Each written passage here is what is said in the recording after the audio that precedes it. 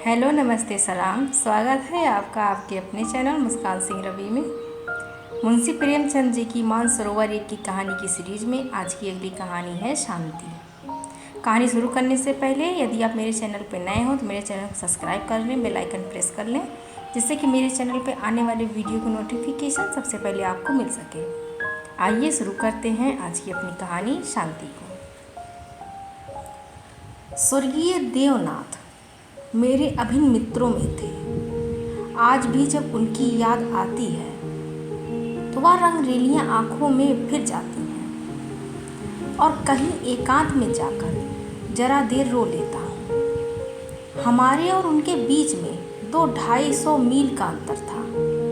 मैं लखनऊ में था, वह दिल्ली में, लेकिन ऐसा शायद ही कोई महीना जाता हो कि हम आपस में न मिल पाते हो।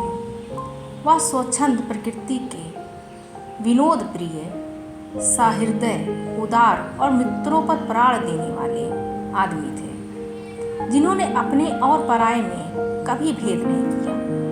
संसार क्या है और यहाँ अलौकिक व्यवहार का कैसा निर्वाह होता है, यह उस व्यक्ति ने कभी न जानने की चेष्टा की।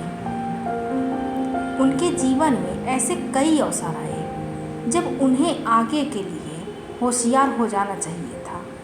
मित्रों ने उनकी निष्कपटता से अनुचित लाभ उठाया और कई बार उन्हें लज्जित भी होना पड़ा। लेकिन उस भले आदमी ने जीवन से कोई सबक न लेने की कसम खा ली थी। उनके व्यवहार ज्यों के त्यों रहे। जैसे भोलानाथ जिए वैसे ही भोलानाथ मरे। जिस दुनिया में वह रहते थे वह निराली दुनिया थी, जिसमें संदेह, चालाकी और कपट के लिए स्थान न था। सब अपने थे, कोई गैर न था।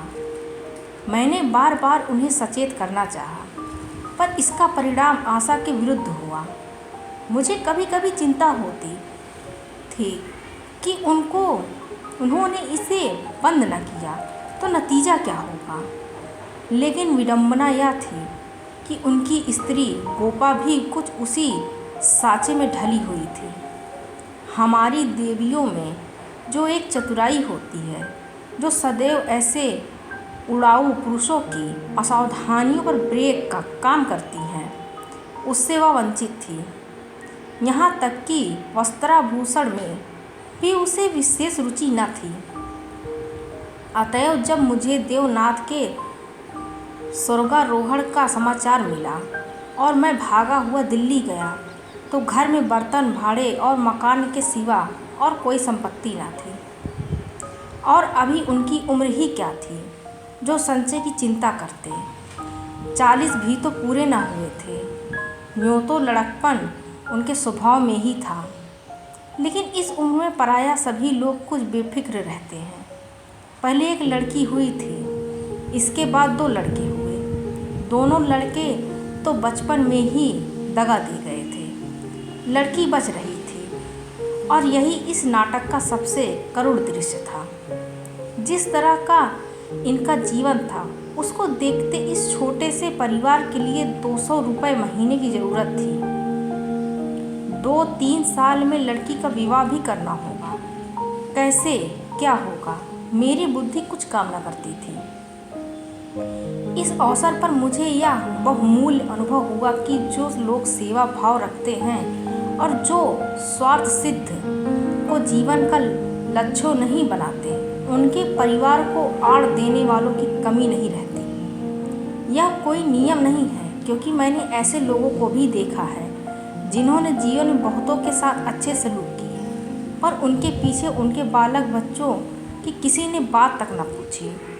लेकिन चाहे कुछ हो, देवनाथ के मित्रों ने प्रशंसनीय औदार्य से काम लिया और गोपा के निर्वाह के लिए स्थायी धन जमा करने का प्रस्ताव किया।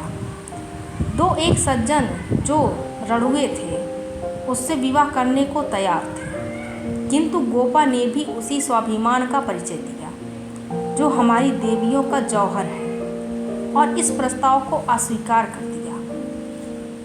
मकान बहुत बड़ा था, उसका एक भाग किराए पर उठा दिया। इस तरह उसको 50 रुपए माह मिलने लगे। वह इतने में ही अपना निर्वाह कर लेगी। जो कुछ खर्च था वह सुन्नी की जाति से था। गोपा के लिए तो जीवन में अब कोई अनुराग ही न था। इसके 1 महीने बाद मुझे कारोबार के सिलसिले में विदेश जाना पड़ा और वहाँ मेरे अनुमान से कहीं अधिक 2 साल लग गए। गोपा के पत्र बराबर जाते रहते थे, जिससे मालूम होता था वे आराम से हैं, कोई चिंता की बात नहीं। मुझे पीछे ज्ञात हुआ कि गोपा ने मुझे भी गैर समझा और वास्तविक स्थिति छिपाती रही। विदेश से लौटकर मैं सीधा दिल्ली पहुंचा। द्वार पर पहुंचते ही मुझे भी रोना आ गया।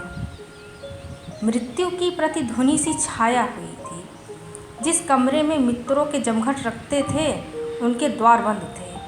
मकड़ियों ने चारों ओर जाले तान रखे थे। देवनाथ के साथ वह स्त्री लुप्त हो गई थी। पहली नज़र में मुझे तो ऐसा भ्रम हुआ कि देवनाथ द्वार पर खड़े मेरी ओर देखकर मुस्कुरा रहे हैं। मैं मिथ्यावादी नहीं हूँ और आत्मा की दैहिकता में मुझे संदेह है, लेकिन उस वक्त एक बार मैं चौंक जरूर पड़ा। हृदय में एक कंपन सा उठा, लेकिन दूसरी नज़र में प्रतिमा मिट चुकी थी। द्वार खुला। गोपा के सिवा खोलने वाला ही कौन था? मैंने उसे देखकर दिल थाम लिया। उसे मेरे आने की सूचना थी और मेरे स्वागत की प्रतीक्षा में उसने नई साड़ी पहन ली थी और शायद बाल भी गुथा लिए थे। पर इन 2 वर्षों के समय में उस पर जो आघात किए थे उन्हें क्या करती। नारियों के जीवन में या वह अवस्था है जब रूप लावण्य अपने पूरे विकास पर होता है, जब उसमें अल्हड़पन, चंचलता और अभिमान की जगह आकर्षण, माधुर्य और रसिकता आ जाती है। लेकिन गोपा का यौवन बीत चुका था। उसके मुख पर झुर्रियाँ और विषाद की रेखाएं अंकित थीं, जिन्हें उसकी प्रयत्नशील प्रसन्नता भी न मिटा सकती थी। केसों पर सफ़ेदी दौड़ चली थी और एक एक अंग बूढ़ा हो रहा था। मैंने करुण स्वर में पूछा, क्या तुम बीमार थी गोपा? गोपा ने आंसू पीकर कहा, नहीं तो, मुझे कभी सिर दर्द भी नहीं हुआ। तो तुम्हारी यह दशा कैसे? बिल्कुल बूढ़ी हो गई हो। तो जवानी लेकर ही करना क्या है? मेरी उम्र भी तो 35 के ऊपर हो गई। 35 की उम्र तो बहुत नहीं होती। हाँ, उनके लिए जो बहुत दिन जीना चाहते हैं। मैं तो चाहती हूँ जितनी जल्दी हो सके जीवन का अंत हो जाए। बस सुन्नी के ब्याह की चिंता है। इससे छुट्टी पा जाऊँ, मुझे ज़िंदगी की परवाह न रहेगी। अब मालूम हुआ कि जो सज्जन इस मकान में किराएदार हुए थे वह थोड़े दिन के बाद तब्दील होकर चले गए और तब से कोई दूसरा किराएदार न आया। मेरे हृदय में बरछी सी चुभ गई। इतने दिन इन बेचारों का निर्वाह कैसे हुआ, यह कल्पना ही दुखद थी। मैंने विरक्त मन से कहा, लेकिन तुमने मुझे सूचना क्यों न दी? क्या मैं बिल्कुल गैर हूँ? गोपा ने लज्जित होकर कहा, नहीं नहीं, यह बात नहीं। तुम्हें गैर समझूंगी तो अपना किसे समझूंगी? मैंने समझा परदेश में तुम खुद अपने झमेले में पड़े होगे। तुम्हें क्यों सताऊं? किसी न किसी तरह दिन कट ही गए। घर में और कुछ न था तो थोड़े से गहने तो थे ही। अब सुनीता के विवाह की चिंता है। पहले मैंने सोचा था इस मकान को निकाल दूंगी, 20-22 हज़ार मिल जाएंगे, ब्याह भी हो जाएगा और कुछ मेरे लिए बच भी जाएगा। लेकिन बाद को मालूम हुआ कि मकान पहले ही रेहन हो चुका है और सूद मिलाकर उस पर 20 हज़ार हो गए हैं। महाजन ने इतनी ही दया क्या कम की कि मुझे घर से निकाला न। इधर से तो अब कोई आशा नहीं है। बहुत हाथ पांव जोड़ने पर संभव है महाजन से 2-2.5 हज़ार मिल जाए। इतने में क्या होगा, इसी फिक्र में घुली जा रही हूँ। लेकिन मैं भी इतनी मतलबी हूँ, न तुम्हें हाथ मुँह धोने को पानी दिया, न कुछ जलपान लाई और अपना दुखड़ा ले बैठी। अब आप कपड़े उतारिए और आराम से बैठिए, कुछ खाने को लाऊं, खा लीजिए, तब बातें हों। घर पर तो सब कुशल है?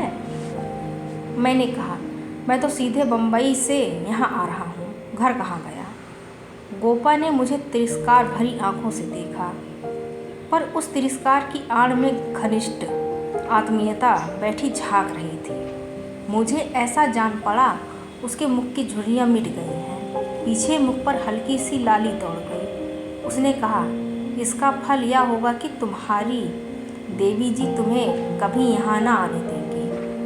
मैं किसी का गुलाम नहीं हूँ। किसी को अपना गुलाम बनाने के लिए पहले खुद भी उसका गुलाम बनना पड़ता है।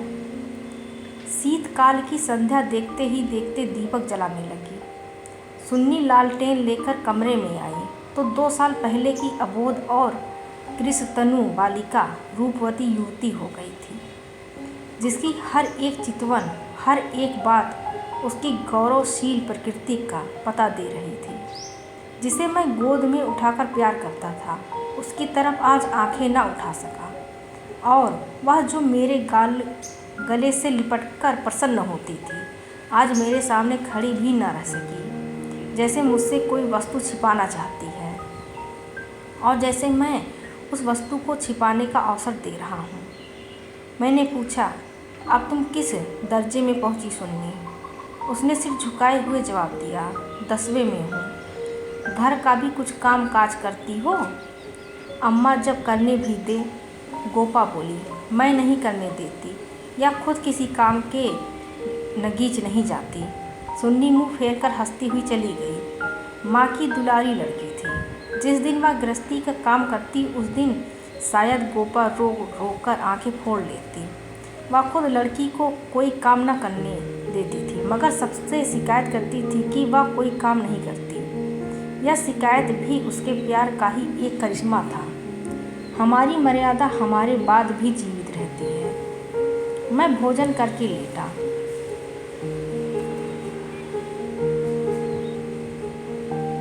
तो गोपा ने फिर सुन्नी के विवाह की तैयारियों की चर्चा छेड़ दी। इसके सिवा उसके पास और बात ही क्या थी। लड़के तो बहुत मिले थे, लेकिन कुछ हैसियत भी तो हो।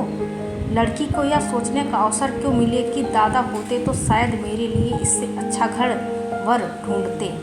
फिर गोपा ने डरते डरते लाला मदारी लाल के लड़के का जिक्र किया। मैंने चकित होकर उसकी तरफ देखा। मदारी लाल पहले इंजीनियर थे, अब पेंशन पाते हैं। लाखों रुपए जमा कर लिए थे, पर जब तक उनके लोभ की भूख न बुझी थी,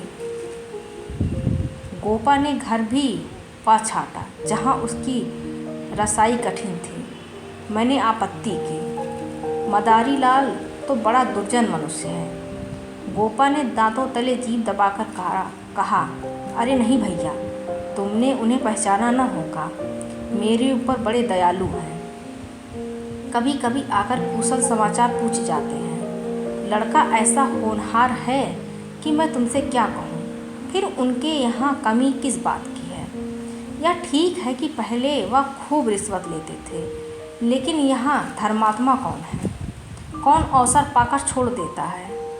मदारी लाल ने तो यहाँ तक कह दिया कि वह मुझसे दहेज नहीं चाहते, केवल कन्या चाहते हैं। सुन्नी उनके मन में बैठ गई है। मुझे गोपा की सरलता पर दया आई, लेकिन मैंने सोचा क्यों इसके मन में किसी के प्रति अविश्वास उत्पन्न करूं। संभव है मदारी लाल वह न रहे हों। चित्त की भावनाएं बदलती भी तो रहती हैं। मैंने अर्ध सहमत होकर कहा, मगर यह तो सोचो, उनमें और तुम में कितना अंतर है। शायद अपना सर्वस्व अर्पण करके भी उनका मुंह सीधा न कर सको। लेकिन गोपा के मन में बात जम गई थी। सुन्नी को वह ऐसे घर में चाहती थी जहां वह रानी बनकर रहे। दूसरे दिन प्रातःकाल में मदारी लाल के पास गया और उनसे मेरी जो बातचीत हुई, उसने मुझे मुग्ध कर दिया। किसी समय वह लोभी रहे होंगे। इस समय तो मैंने उन्हें बहुत ही सहृदय, उदार और विनयशील पाया। बोले, भाई साहब, मैं देवनाथ जी से परिचित हूँ। आदमियों में रत्न थे। उनकी लड़की मेरे घर आए या मेरा सौभाग्य है। आप उनकी माँ से कह दें, मदारी लाल उनसे किसी चीज़ की इच्छा नहीं रखता। ईश्वर का दिया हुआ मेरे घर में सब कुछ है।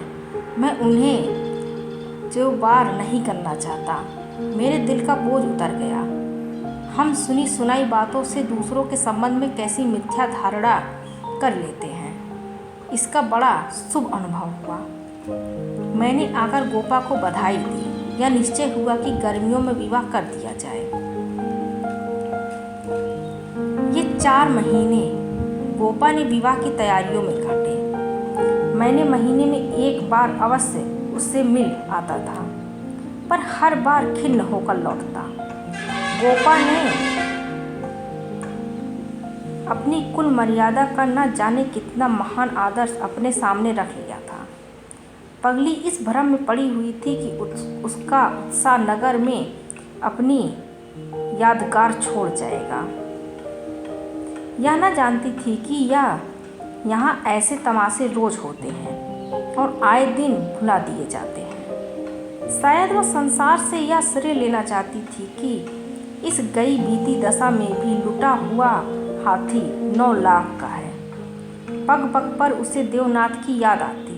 वह होते तो यह काम यूँ ना होता, यूँ होता, और तब रोती। मदारीलाल सज्जन है, यह सत्य है, लेकिन गोपा का अपनी कन्या के प्रति भी कुछ धर्म है। कौन उसके 10-5 लड़कियां बैठी हुई हैं, वह तो दिल खोलकर अरमान निकालेगी। सुन्नी के लिए उसने जितने गहने और जोड़े बनवाए थे, उन्हें देखकर मुझे आश्चर्य होता था। जब देखो कुछ न कुछ सी रही है, कभी सुनारों की दुकान पर बैठी हुई है, कभी मेहमानों के आदर सत्कार का आयोजन कर रही है। मोहल्ले में ऐसा बिरला ही कोई संपन्न मनुष्य होगा जिससे उसने कुछ कर्ज न लिया हो। वह इसे कर्ज समझती थी, पर देने वाले दान समझकर देते थे। सारा मोहल्ला उसका सहायक था। सुन्नी अब मोहल्ले की लड़की थी। गोपा की इज्जत सबकी इज्जत है, और गोपा के लिए तो नींद और आराम हराम था। दर्द से सिर फटा जा रहा है। आधी रात हो गई, मगर वह बैठी कुछ न कुछ सी रही है, या इस कोठी का ध्यान उस कोठी कर रही है। कितनी वात्सल्य से भरी आकांक्षा थी, जो कि देखने वालों में श्रद्धा उत्पन्न कर देती थी। अकेली औरत, और वह भी आधी जान की। क्या क्या करे। जो काम दूसरों पर छोड़ देती है, उसी में कुछ न कुछ कसर रह जाती है, पर उसकी हिम्मत है कि किसी तरह हार नहीं मानती। पिछली बार उसकी दशा देखकर मुझे रहा न गया। बोला, गोपा देवी, अगर मरना ही चाहती हो तो विवाह हो जाने के बाद मरो। मुझे भय है कि तुम उसके पहले ही न चल दो। गोपा का मुरझाया हुआ मुख प्रमुदित हो उठा। बोली, उसकी चिंता ना करो भैया, विधवा की आयु बहुत लंबी होती है। तुमने सुना नहीं, राण मरे ना खंडहर ढहे। लेकिन मेरी कामना यही है कि सुन्नी का ठिकाना लगाकर मैं भी चल दूँ। अब और जीकर क्या करूँगी, सोचो क्या करूँ। अगर किसी तरह का विघ्न पड़ गया तो किसकी बदनामी होगी। इन 4 महीनों में मुश्किल से घंटा भर सोती हूँ, नींद ही नहीं आती, पर मेरा चित्त प्रसन्न है। मैं मरूं या जीऊं, मुझे यह संतोष तो होगा कि सुन्नी के लिए उसका बाप जो कर सकता था वह मैंने कर दिया। मदारीलाल ने अपनी सज्जनता दिखाई, तो मुझे भी अपनी नाक रखनी है। एक देवी ने आकर कहा, बहन जरा चलकर देख लो, चाशनी ठीक हो गई है या नहीं। गोपा उसके साथ चाशनी की परीक्षा करने गई और एक क्षण के बाद आकर बोली, जी चाहता है सिर पीट लूँ। तुमसे जरा बात करने लगी, उधर चाशनी इतनी कड़ी हो गई कि लड्डू दांतों से लड़ेंगे। किससे क्या कहूँ, मैंने चिढ़कर कहा। तुम व्यर्थ का झंझट कर रही हो, क्यों नहीं किसी हलवाई को बुलाकर मिठाइयों का ठेका दे देती। फिर तुम्हारे यहाँ मेहमानों के कितने आवेंगे जिनके लिए यह तुमार बांध रही हो। 10-5 की मिठाई उनके लिए बहुत होगी। गोपा ने व्यथित नेत्रों से मेरी ओर देखा। मेरी यह आलोचना उसे बुरी लगी। इन दिनों उसे बात बात पर क्रोध आ जाता था। बोली, भैया तुम ये बात ना समझोगे। तुम्हें ना माँ बनने का अवसर मिला, ना पत्नी बनने का। सुन्नी के पिता का कितना नाम था, कितने आदमी उनके दम से जीते थे। क्या यह तुम नहीं जानते? वह पगड़ी मेरे ही सिर तो बंधी है। तुम्हें विश्वास न आएगा, नास्तिक जो ठहरे, पर मैं तो उन्हें सदैव अपने अंदर बैठा पाती हूँ। जो कुछ कर रहे हैं वह कर रहे हैं। मैं मंदबुद्धि स्त्री भला अकेली क्या कर देती? वह मेरे सहायक हैं, मेरे प्रकाश हैं। या समझ लो कि यह देह मेरी है, पर इसके अंदर जो आत्मा है वह उनकी है। जो कुछ हो रहा है उनके पूर्ण आदेश से हो रहा है। तुम उनके मित्र हो। तुमने अपने सैकड़ों रुपए खर्च किए और इतना हैरान हो रहे हो। मैं तो उनकी सहगामिनी हूँ, लोक में भी परलोक में भी। मैं अपना सा मुंह लेकर रह गया।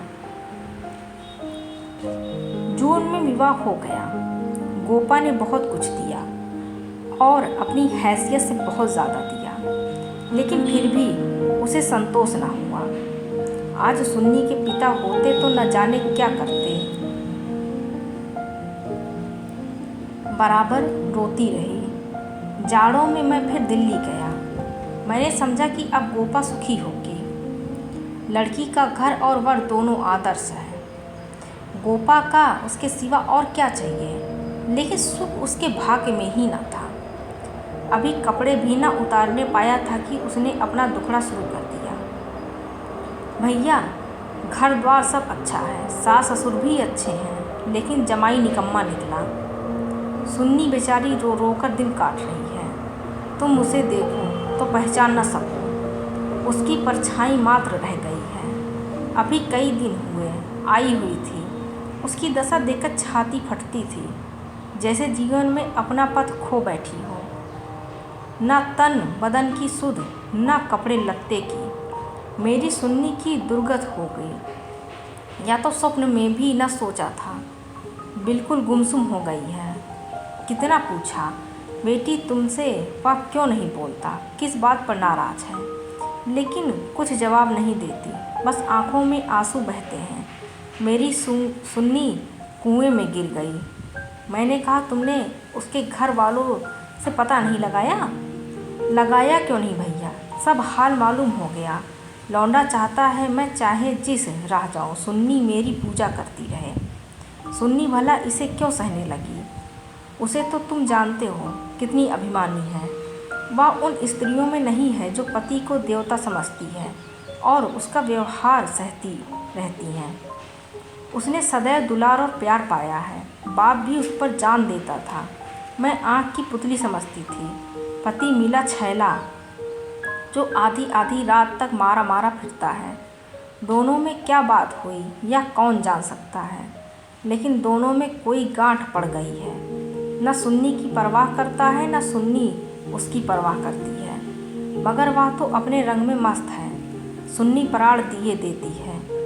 उसके लिए सुन्नी की जगह मुन्नी है। सुन्नी के लिए उसकी उपेक्षा है और रुदन है। मैंने कहा, लेकिन तुमने सुन्नी को समझाया नहीं? उस लौंडे का क्या बिगड़ेगा, उसकी तो ज़िंदगी खराब हो जाएगी। गोपा की आंखों में आंसू भर आए। बोली, भैया किस दिल से समझाऊं? सुन्नी को देखकर तो मेरा छाती फटने लगती है। बस यही जी चाहता है कि इसे अपने कलेजे में ऐसे रख लूं कि इसे कोई कड़ी आंख से देख भी न सके। सुन्नी फूहड़ होती, कट्टू भाषिणी होती, आराम मतलब होती तो समझती भी। क्या यह समझाऊं कि तेरा पति गली गली मुंह काला करता फिरे, फिर भी तू उसकी पूजा किया कर? मैं तो खुद यह अपमान न सह सकती। स्त्री पुरुष में विवाह की पहली शर्त यह है कि दोनों 16 आने एक दूसरे के हो जाएं। ऐसे पुरुष तो कम हैं जो स्त्री को जौ भर विचलित होते देखकर शांत रह सकें, पर ऐसी स्त्री बहुत हैं जो पति को स्वच्छंद समझती हैं। सुन्नी उन स्त्रियों में नहीं है। वह अगर आत्मसमर्पण करती है तो आत्मसमर्पण चाहती भी है, और यदि पति में यह बात न हुई तो वह उससे कोई संपर्क न रखेगी, चाहे उसका सारा जीवन रोते कट जाए। यह कहकर गोपा भीतर गई। और एक सिंगारदान लाकर उसके अंदर के आभूषण दिखाती हुई बोली, सुन्नी इसे अब कि यहीं छोड़ गई, इसीलिए आई थी। ये वे गहने हैं जो मैंने ना जाने कितना कष्ट सहकर बनवाए थे। इसके पीछे महीनों मारी मारी फिरी थी, यूँ कहो कि भीख मांग कर जमा किए थे। सुन्नी अब इनकी ओर आंख उठाकर भी नहीं देखती। पहने तो किसके लिए, श्रृंगार करे तो किस पर। 5 संदूक कपड़ों के दिए थे। कपड़े सीते सीते मेरी आंखें फूट गई। यह सब कपड़े उठाती लाई। इन चीज़ों से उसे घृणा हो गई है। बस कलाई में 2 चूड़ियाँ और एक उजली साड़ी, यही उसका श्रृंगार है। मैंने गोपा को सांत्वना दी।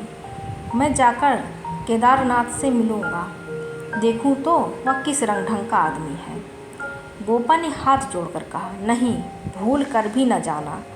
सुन्नी सुनेगी तो प्राण ही दे देगी। अभिमान की पुतली ही समझो उसे। रस्सी समझ लो, इसके जल जाने पर भी बल नहीं जाता। जिन पैरों से उसे ठुकरा दिया है, उन्हें वह कभी ना सहलाएगी। उसे अपना बनाकर कोई चाहे तो लौंडी बना ले, लेकिन शासन तो उसने मेरा न सहा, दूसरों का क्या सहेगी। मैंने गोपा से उस वक्त कुछ न कहा, लेकिन अवसर पाते ही लाला मदारी लाल से मिला। मैं रहस्य का पता लगाना चाहता था। संयोग से पिता और पुत्र दोनों ही एक जगह पर मिल गए। मुझे देखते ही केदार ने इस तरह झुककर मेरे चरण छुए कि मैं उसकी शालीनता पर मुग्ध हो गया। तुरंत भीतर गया और चाय, मुरब्बा और मिठाइयाँ लाया। इतना सौम्य, इतना सुशील, इतना विनम्र युवक मैंने न देखा था। यह भावना ही न हो सकती थी कि इसके भीतर और बाहर में कोई अंतर हो सकता है। जब तक रहा सिर झुकाए उछलता तो उसे छू भी न गई थी। जब केदार टेनिस खेलने गया तो मैंने मदारी लाल से कहा, केदार बाबू तो बहुत सच्चरित्र जान पड़ते हैं, फिर स्त्री पुरुष में इतना मनोमलिन क्यों हो गया है। मदारी लाल ने एक क्षण विचार करके कहा, इसका कारण इसके सिवा और क्या बताऊं कि दोनों अपने माँ बाप के लाडले हैं और प्यार लड़कों को अपने मन का बना देता है। मेरा सारा जीवन संघर्ष में कटा, अब जाकर जरा शांति मिली है। भोग विलास का कभी अवसर ही न मिला। दिन भर परिश्रम करता था, संध्या को पढ़कर सो जाता था। स्वास्थ्य भी अच्छा न था, इसलिए बार बार यह चिंता सवार रहती थी कि संचय कर लूं, ऐसा न हो कि मेरे पीछे बाल बच्चे भीख मांगते फिरें। नतीजा यह हुआ कि इन महाशय को मुफ्त का धन मिला। सनक सवार हो गई, शराब उड़ेलने लगी, फिर ड्रामा खेलने का शौक़ हुआ। धन की कमी थी ही नहीं। उस और माँ बाप के अकेले बेटे, इनकी प्रसन्नता ही हमारे जीवन का स्वर्ग थी। पढ़ना लिखना तो दूर रहा, विलास की इच्छा बढ़ती गई। रंग और गहरा हुआ, अपने जीवन का ड्रामा खेलने लगे। मैंने यह रंग देखा तो मुझे चिंता हुई। सोचा ब्याह कर दूं, ठीक हो जाएगा। गोपा देवी का पैगाम आया तो मैंने तुरंत स्वीकार कर लिया। मैं सुन्नी को देख चुका था, सोचा ऐसी रूपवती पत्नी पाकर इसका मन स्थिर हो जाएगा। पर वह भी लाडली लड़की थी, हठीली, अबोध, आदर्शवादिनी। सहिष्णुता तो उसने सीखी ही न थी। समझौते का जीवन में क्या मूल्य है, इसकी उसे खबर ही नहीं। लोहा लोहे से लड़ गया। वह अभिमान से पराजित करना चाहती थी या उपेक्षा से, यही रहस्य है। और साहब, मैं तो बहू को ही अधिक दोषी समझता हूँ। लड़के प्रायः मनचले होते हैं, लड़कियाँ स्वभाव से ही सुशील होती हैं और अपनी जिम्मेदारी समझती हैं। उसमें ये गुण नहीं। डोंगा कैसे पार होगा ईश्वर ही जाने। सहसा सुन्नी अंदर से आ गई, बिल्कुल अपने चित्र की रेखा सी, मानो मनोहर संगीत की प्रतिध्वनि हो। कुंदन तपकर भस्म हो गया था। मिटी हुई आशाओं का इससे अच्छा चित्र नहीं हो सकता। उल्हाना देती हुई बोली, आप न जाने कब से बैठे हुए हैं, मुझे खबर तक नहीं, और शायद आप बाहर चले भी जाते। मैंने आंसुओं के वेग को रोकते हुए कहा, नहीं सुन्नी, यह कैसे हो सकता था? तुम्हारे पास ही आ रहा था कि तुम स्वयं आ गई। मदारीलाल कमरे के बाहर अपनी कार की सफाई करने लगे। शायद मुझे सुन्नी से बात करने का अवसर देना चाहते थे। सुन्नी ने पूछा, अम्मा तो अच्छी हैं? हाँ, अच्छी हैं। तुमने अपनी यह क्या गत बना रखी है? मैं अच्छी तरह से हूँ। यह बात क्या है? तुम लोगों में यह क्या अनबन है? गोपा देवी प्राण दिए डालती हैं। तुम खुद मरने की तैयारी कर रही हो। कुछ तो विचार से काम लो। सुन्नी के माथे पर बल पड़ गए। आपने नाहक यह विषय छेड़ दिया चाचा जी। मैंने तो यह सोचकर अपने मन को समझा लिया कि मैं अभागिन हूँ। बस उसका निवारण मेरे बूते से बाहर है। मैं उस जीवन से मृत्यु को कहीं अच्छा समझती हूँ जहाँ अपनी कदर न हो। मैं व्रत के बदले में व्रत चाहती हूँ। जीवन का कोई दूसरा रूप मेरी समझ में नहीं आता। इस विषय में किसी तरह का समझौता करना मेरे लिए असंभव है। नतीजे की मैं परवाह नहीं करती। लेकिन नहीं चाचा जी, इस विषय में अब कुछ नहीं कहिए, नहीं तो मैं नहीं चली जाऊंगी। आखिर सोचो तो, मैं सब सोच चुकी और तय कर चुकी। पशु को मनुष्य बनाना मेरी शक्ति से बाहर है। इसके बाद मेरे लिए अपना मुंह बंद करने के सिवा और क्या रह गया था? मई का महीना था। मैं मंसूर गया हुआ था कि गोपा का तार पहुंचा। तुरंत आओ, जरूरी काम है। मैं घबरा तो गया, लेकिन इतना निश्चित था कि कोई दुर्घटना नहीं हुई है। दूसरे दिन दिल्ली जा पहुंचा। गोपा मेरे सामने आकर खड़ी हो गई, निस्पंद, मूक, निष्प्राण, जैसे तपेदिक की रोगी हो। मैंने पूछा, कुशल तो है? मैं तो घबरा उठा। उसने बुझी हुई आंखों से देखा और बोली, सच? सुन्नी तो कुशल से है? हाँ, अच्छी तरह है। और केदारनाथ? वह भी अच्छी तरह है। तो फिर माजरा क्या है? कुछ तो नहीं? तुमने तार दिया और कहती हो कुछ नहीं? दिल घबरा रहा था, इससे तुम्हें बुला लिया। सुन्नी को किसी तरह समझाकर यहाँ लाना है। मैं तो सब कुछ करके हार गई। क्या इधर कोई नई बात हो गई? नई तो नहीं, लेकिन एक तरह से नई ही समझो। केदार एक एक्ट्रेस के साथ कहीं भाग गया। 1 सप्ताह से उसका कहीं पता नहीं है। सुन्नी से कह गया है, जब तक तुम रहोगी घर में नहीं आऊँगा।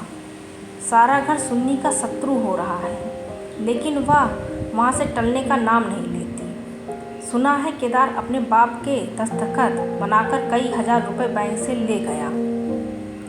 तुम सुन्नी से मिली थी? हाँ, 3 दिन से बराबर जा रही हूँ। वह नहीं आना चाहती तो रहने क्यों नहीं देती? वहाँ घुट-घुट कर मर जाएगी। मैं उन्हीं पैरों लाला मदारीलाल के घर चला। हालांकि मैं जानता था कि सुन्नी किसी तरह न आएगी, मगर वहाँ पहुँचा तो देखा कोहराम मचा हुआ है। मेरा कलेजा धक से रह गया। वहाँ तो अर्थी सज रही थी। मोहल्ले के सैकड़ों आदमी जमा थे। घर में हाय हाय की क्रंदन ध्वनि आ रही थी। यह सुन्नी का सौ था। मदारीलाल ने मुझे देखते ही मुझसे उन्मत्त की भांति लिपट गए और बोले, भाई साहब, मैं तो लुट गया। लड़का भी गया, बहू भी गई, जिंदगी ही गारत हो गई। मालूम हुआ कि जब से केदार गायब हो गया था, सुन्नी और भी ज़्यादा उदास रहने लगी थी। उसने उसी दिन अपनी चूड़ियाँ तोड़ डाली थी और मांग का सिंदूर पोंछ डाला था।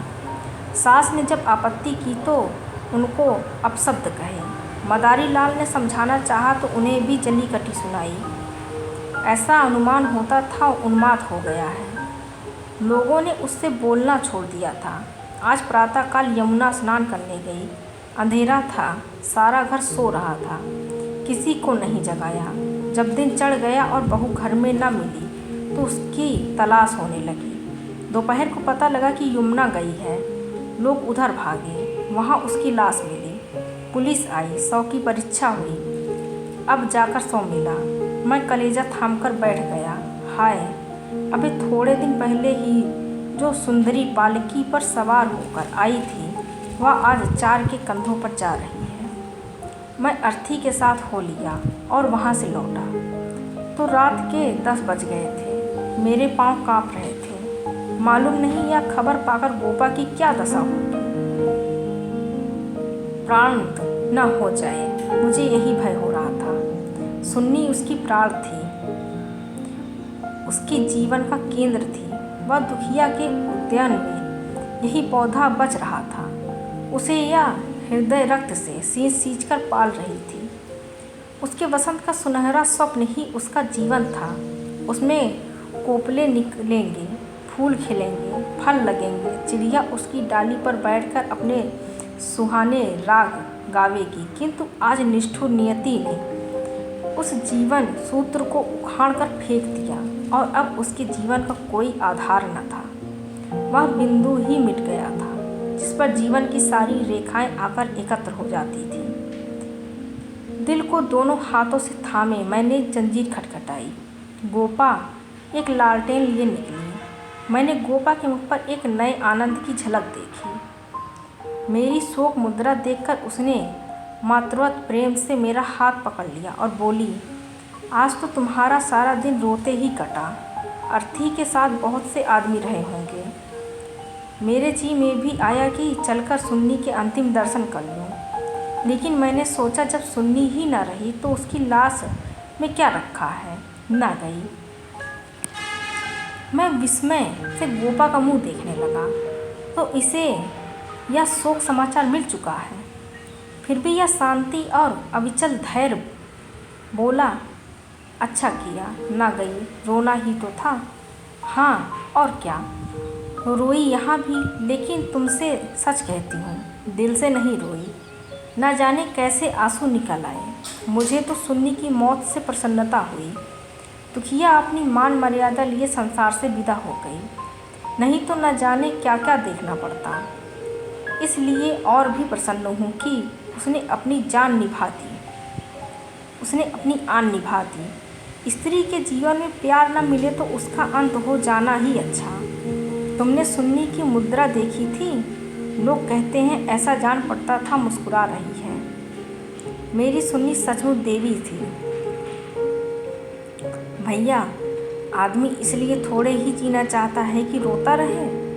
जब मालूम हो गया कि जीवन में दुख के सिवा कुछ नहीं, तो आदमी जीकर क्या करे? किस लिए जिए? खाने और सोने और मर जाने के लिए? या मैं नहीं कहती कि मुझे सुन्नी की याद न आएगी और मैं उसे याद करके रोऊंगी नहीं, लेकिन यह शोक के आंसू न होंगे। बहादुर बेटे की माँ उसकी वीर गति पर प्रसन्न होती है। सुन्नी की मौत में क्या कुछ कम गौरव है? मैं आंसू बहाकर उस गौरव का अनादर कैसे करूं? वह जानती है और चाहे सारा संसार उसकी निंदा करे, उसकी माता सराहना ही करेगी। उसकी आत्मा से यह आनंद भी छीन ले, लेकिन अब रात ज़्यादा हो गई है, ऊपर जाकर सो रहो। मैंने तुम्हारी चारपाई बिछा दी है, मगर देखो अकेले पड़े पड़े रोना नहीं। सुन्नी ने वही किया जो उसे करना चाहिए था। उसके पिता होते तो आज सुन्नी की प्रतिमा बनाकर पूजते। मैं ऊपर जाकर लेटा तो मेरे दिल का बोझ बहुत हल्का हो गया था, किंतु रह रहकर यह संदेह हो जाता था कि गोपा की यह शांति उसकी अपार व्यथा का ही रूप तो नहीं है। आज की कहानी बस इतनी सी। मिलते हैं अगली किसी कहानी के साथ। Thank you for watching.